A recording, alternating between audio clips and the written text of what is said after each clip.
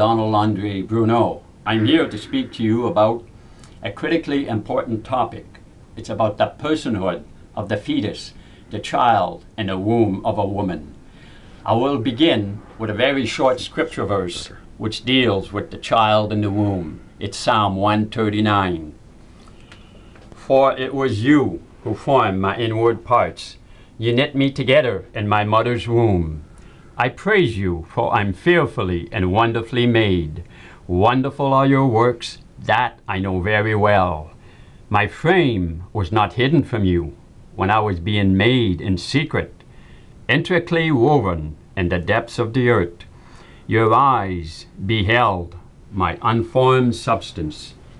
In your book were written all the days that were formed for me, when none of them as yet existed. Yes, God formed us in the womb of our mother, like myself and you who are listening.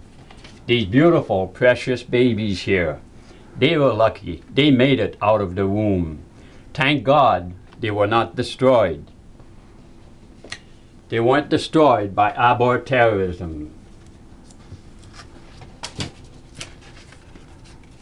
This, what I'm doing here, is aborterrorism.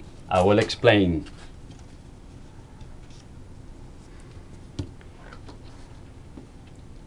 I am voiding one of each of these three babies for a purpose, to show the reality of aborterrorism in Canada.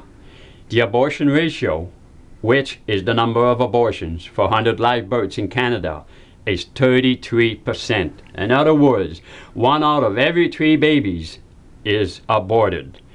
This is according to an article by Barbara McAdory, Abortion Rates Ratios, What Did They Tell Us? You can find this at www.lifecanada.org.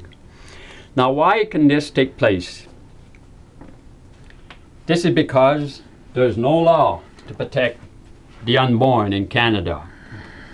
Section 223 of the Criminal Code of Canada states that a fetus becomes a human being only when it's born.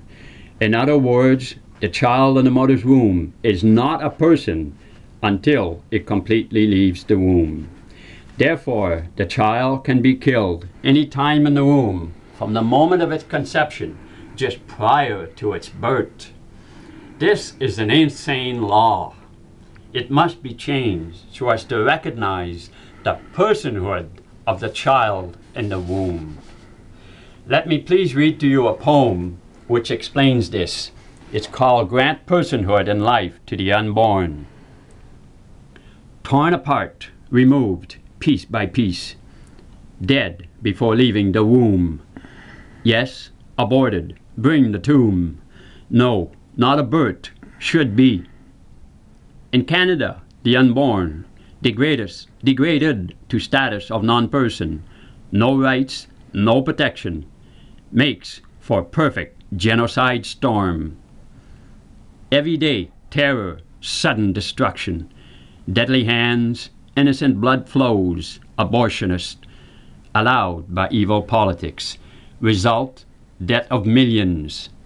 Listen, moms, dads, politicians, pro-choicers. From moment of conception, in God's eyes, unborn are special persons, not deserving to be martyred.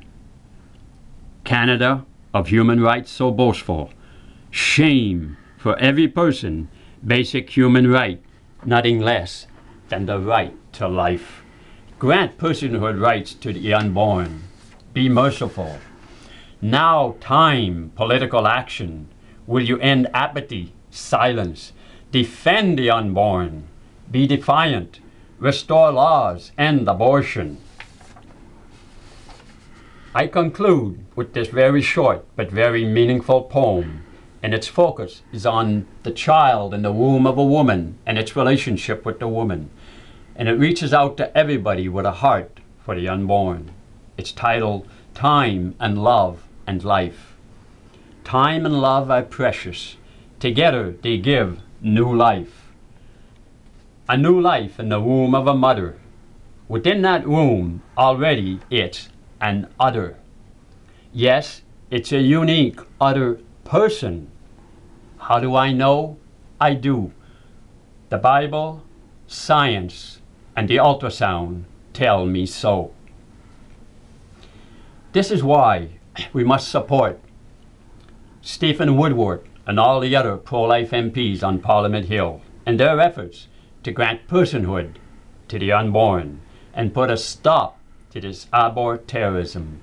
Please contact your MP today and get this message out to as many people as you can. If we all do this, then we'll be able to see that these precious children will live and not die by aborterrorism. On behalf of the unborn, thank you so much for listening.